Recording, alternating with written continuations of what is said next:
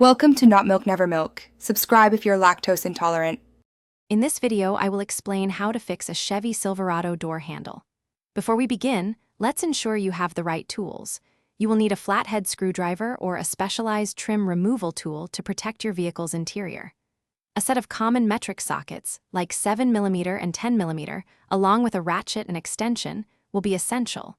Don't forget a pick tool and needle nose pliers for those tricky clips and cables. Finally, an extendable magnet can be a real lifesaver for any dropped screws or nuts.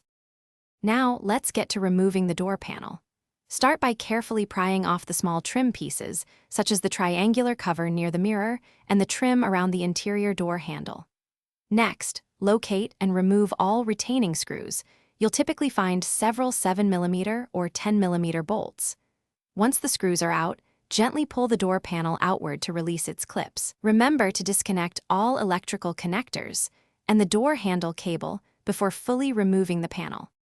With the door panel removed, you can now access the handle mechanism. For an exterior handle, you'll typically find two 10mm bolts securing it. Disconnect any operating rods or cables from the old handle by releasing their clips, often using needle nose pliers. Carefully slide the old handle out. Then, position your new handle, reconnect the rods or cables, and secure it with the mounting bolts. Ensure everything moves freely before proceeding.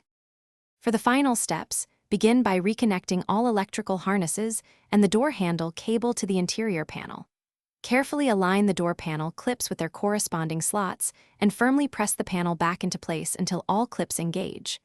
Reinstall all the screws and trim pieces you removed earlier. Finally, thoroughly test the new door handle's operation, both inside and out, and verify that your power windows and locks function correctly. Great job! Thanks for watching. If this was helpful, leave a like and consider subscribing. See you next time.